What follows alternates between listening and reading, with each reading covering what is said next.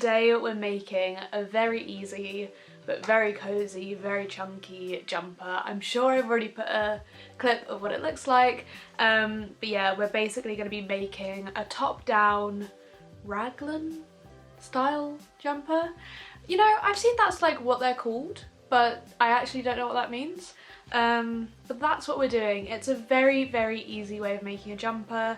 You just need your wool, your crochet, I was gonna say like your stick, your crochet hook, and then you're good to get going. So yeah, this is gonna be a kind of tutorial, but also just kind of follow along because there are so many tutorials out there. But I thought I would bring you along with me and also try and describe the steps quite well. But obviously it depends what size you're making the jumper for, but we'll cover all of that, we'll get into it. Yeah, let's make our jumper. So the wool that I'm using for this is the Crazy Sexy wool by Wool and the Gang. This is in Wonderland Green.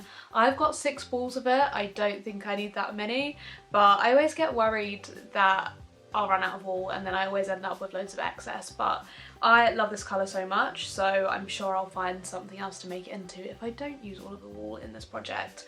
But you can use any thickness of wool that you like, it'll just give a different look. So I've made this with thinner wool. I can't remember what size wool it was, but yeah, I've made this with thinner wool and it gives a more kind of, I don't know what kind of look it gives, it just gives a different look. But today we're going to do a thicker wool, and also before I've used triple crochet, but today I'm going to use double crochet because I want it to be a tighter knit, and I'm also going to add ribbing to the like neck, sleeves, bottom, which I haven't done on some of them before, but I have done on others. Oh my god, let's just get into it. So like most projects, you're going to start out with, what's it called? A slip knot? Oh my god, words just leave my brain when I go to film. You're starting out with one of these boys here. If you don't know how to make it, this is how I do it. I put like 2 fingers in, wrap it under, pull it through. That was such a good explanation. There are lots of videos out there of how to do a slip knot, if that's even what it's called. And then I'm gonna chain as many as I want for like this area. So what I'll do is I'll chain and then I'll put it over my head and see if it's the right kind of length. So once your chain is as long as you want it to be, I always like to make sure I can get it around my neck and like around my head as well. And because I'm going for a bit of a chunkier, thicker jumper, I'm just giving a little bit more space with this one. So yeah, once your chain is the right length, you're just gonna slip stitch the stitch that's currently on your hook to the first stitch in the chain. So you just do that by doing this. I'm not very good at explaining. If you know what a slip stitch is, you do that. If you don't know what a slip stitch is, I'm probably not the person to tell you because I'm just not very good at explaining things. But once you've learnt it from someone else who is better at explaining, come back and follow along to this. So yeah, you're gonna slip stitch your chain together so that you're working in the round. So now I'm gonna chain up 1. No, I'm gonna chain up 2. And then I'm just gonna start doing some double crochet. And that's how we're gonna go for a little bit. So I'm gonna do 1 round of double crochet and then I'm gonna introduce some stitch markers because we need to start adding in some stitches to like build the jumper outwards. But I would like to do just 1 normal round of double crochet first.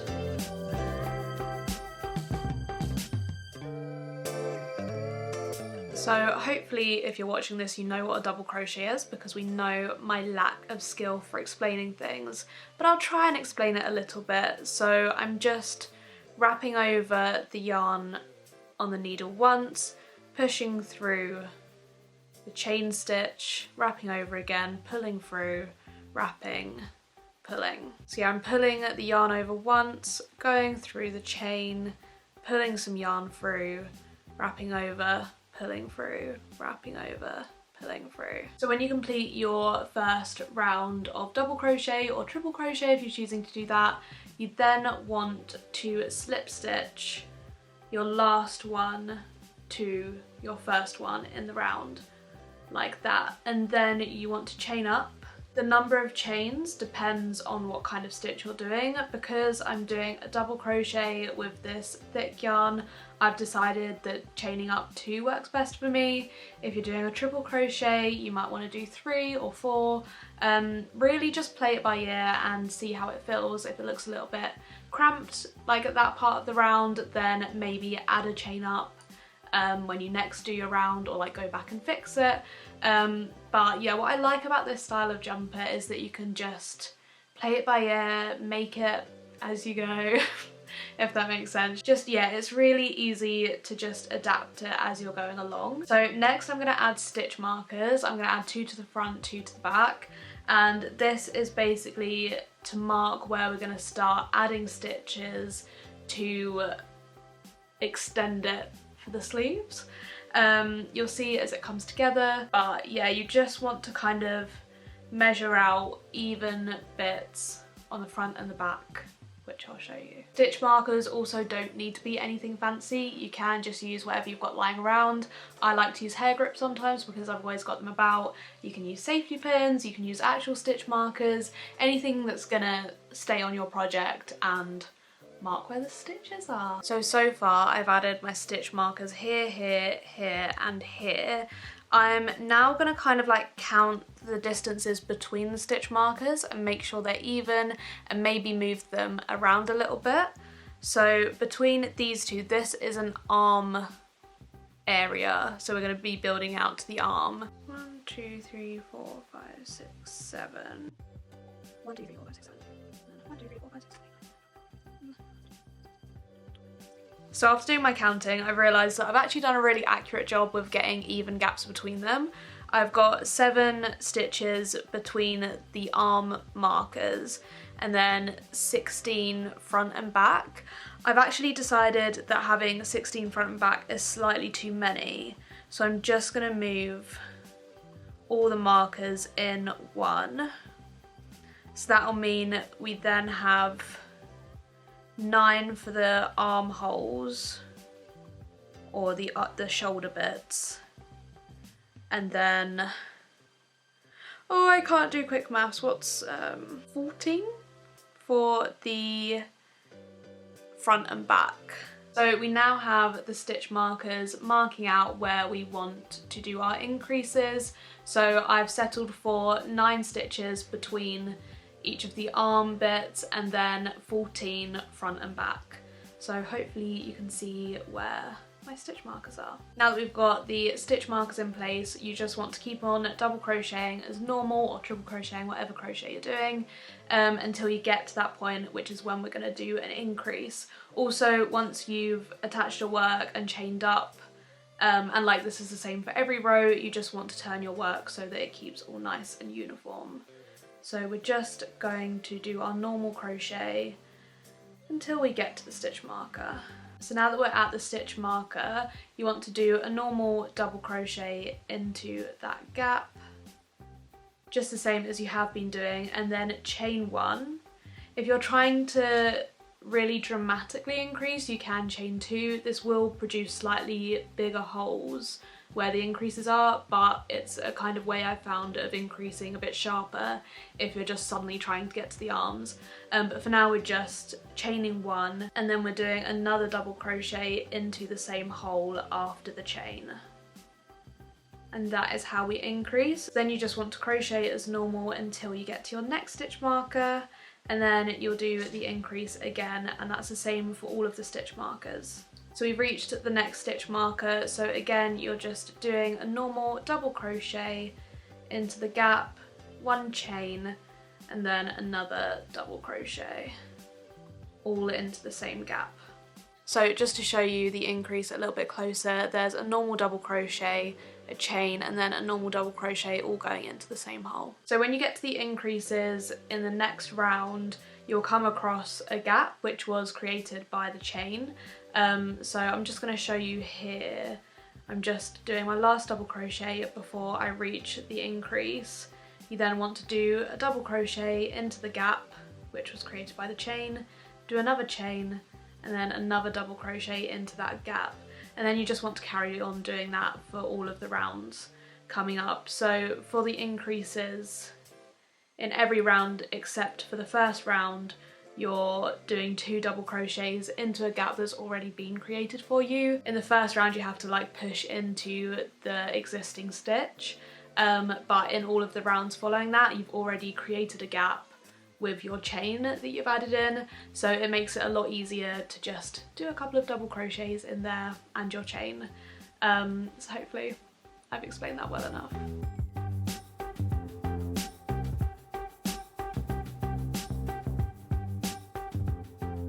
So I've now done this much, which is just my double crochet and increases at the increase points. I have done 1, 2, 3, 4, 5, 6, 7 rows. Obviously it depends on what thickness wool you're using and like how loose or how tight you want it, but I've done 7 rows of quite chunky wool. I'm now gonna start building the sleeves. So my round starts here, which is halfway between two of my increase points. These are my sleeve points. So my sleeve ones are slightly smaller and the front and back are slightly longer. What I'm gonna do is crochet round to one of the sleeve points. So I'm here, I'll turn my work. So I'm gonna crochet towards this sleeve point and then chain across to this one and then crochet the back, chain across from this point to this point and then crochet the front. So we're not doing any line of crochet on the sleeve bits, we're actually just going to chain across from one to the other. I'll show you when I've done it. I feel like it makes a lot more sense showing what happens rather than talking about it because I feel like I'm not making any sense. But yeah, by doing this we're just creating the bits for the sleeves to be worked out of, if that makes sense. That doesn't make sense. So I've now reached my increase point, so I'm just going to do a stitch into there and then I'm going to chain 1, 2, 3, 4, 5, 6, 7, 8, 9, 10.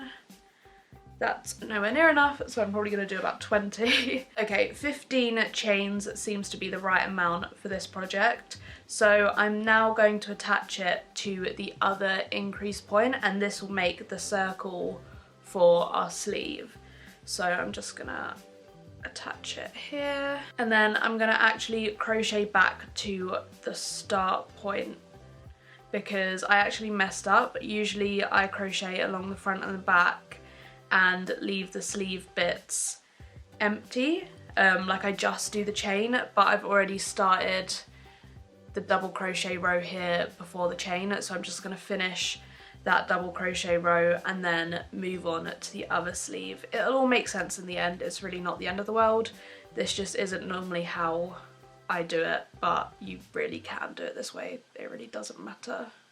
So just so you can see more clearly what I've just done, I've double crocheted to an increase point, I've chained across to the other increase point for the sleeve and then I've double crocheted back round to make a sleeve hole. What I usually do is I do that same thing but I do the double crochet here, sleeve, double crochet rather than doing the sleeve bit, but it really doesn't matter, you can do it whatever way round you want. So now I'm going to repeat that for the other sleeve and join you when I've got my 2 sleeve holes. So once you have your chains which make your armholes, you just want to carry on double crocheting in the round to build up the sleeve. So I've already started this one because I had my wool attached there, it just made sense to keep going with it. So I just actually attached my chain to one of the increased bits, chained across, then double crocheted round where the sleeve bit is, and then I continued double crocheting along my new chain, and then I've just attached it here with a slip stitch, and now I'm chaining up 2 to turn my work and then carry on double crocheting round, and this will just build the sleeve out. So as I was saying earlier, I do find it a lot easier to, when I'm making the chains across I prefer to do a crochet line on the front and the back, but this also shows you how you can just do it on the sleeves, if that makes sense. So now you just keep on crocheting in the round to build up your sleeves, and then you do the same for the other sleeve, and then you also do the same for the body. It's just a very simple way of building a jumper. It's pretty much one big round, and then you split it into 3 different rounds, and then there you go, it's done. With the sleeves, you can do some increases, you can do some decreases. It really depends how you want your sleeves to look. If I do any increases or decreases on the sleeves, I tend to do them under the arms just to hide it a little bit, but this is really just your call. I think with this jumper, I'll probably keep the sleeves a consistent size because I'm then going to go into some ribbing at the bottom, or that's the plan at least. I'll see how the jumper turns out. Yeah, it's your call how you do the sleeves. I think I'm just going to keep them one consistent length, but I'll keep you updated if I change my mind. Also, so far I've used almost 2 balls of wool. I'm trying to make my stitches quite big because the thickness of this wool means that it's quite a rigid jumper. So I'm just trying to keep it a little bit soft and a bit more flexible by making my stitches quite big. Again, this is a judgment call. You can have a rigid jumper, you can have a really floppy jumper. It's your decision how you do the stitches. I'm just trying to make them quite big double crochet stitches to give a little bit more flexibility. So now I have both my sleeves completed and I've done ribbing at the end as well. I'm just going to show you how to do the ribbing on the neckline, which is the same for how I did it at the ends, just on a different scale. And then I'm going to carry on doing the body, which is the same as how I did the sleeves. I'm just going to continue doing the double crochet round all of the edge that's left. So that includes like the edge that's created by the bottom of the sleeve. So yeah, every edge left will make up the body, if that makes sense. So we're going to be crocheting that all together. I am probably going to do some decreases on the body. I actually did end up doing them on the arms as well because I realised they were going to be massive. So on the second row of the arm, I just did 2 double crochets, skipped a gap, 2 double crochets, skipped a gap, and that just brought it down. So I will do something similar for the body and let you know when I've done that, because it's a very much like play it by ear kind of thing. I like to just crochet, try it on, see where I'm at. Yeah, we're going to do the ribbing first so I can show you that, and then yeah, we'll also do ribbing at the bottom, but the ribbing is all the same no matter where you do it. It's just to scale of which bit you're ribbing. So for the neckline ribbing, I just need to attach some yarn, so I'm just gonna push through and then slip stitch it on and then chain up however many I want my ribbing to be. So I'm going to chain up 5. So to do ribbing, you're basically just doing a single crochet, but you only go into the back side of the V. So I'm pushing through that side. Obviously this is just an initial chain, so there's not really a back and front. There's only like one bit to push through, but you'll see as we go on. So yeah, you're just going through one side of the V, and then I'm deciding to skip one and then push into the next gap to attach it with a slip stitch, and then I'm doing a single crochet along, chaining up 1 and then turning my work back to the front. Now I'm going to just go into the back bit of the V. I'm actually only going up 4 because even though I chained 5 at the beginning, one of those is a turning chain. So at the end of each ribbing bit, I chain 1, turn my work, and then go back down the chain going through the back. But yeah, only doing 4 because the 5th one is a turning chain. So now that I'm back at the bottom, I'm skipping 1 gap and going into the next. You don't have to skip a gap, I'm just doing this because I want the ribbing to kind of suck in a bit. If you just want the ribbing to kind of match your work, then you don't have to skip 1 when you're going in at the bottom. That probably doesn't make any sense. But yeah, to do the ribbing, you're just continuing this until you make it all the way round. So I'll do it a few more times so that you can see, and I'm sure there's better videos that show ribbing and probably more accurate. I feel like I kind of adapt this to my work, so I might not even do it right, but it works for me and I think it looks good, so this is what I do. So yeah, I'm just working back down the chain, going into the back of the V. Once I've gone into the last one, I then skip a gap, go into the next, do a slip stitch, do a single crochet into the next, chain up one, and then turn my work.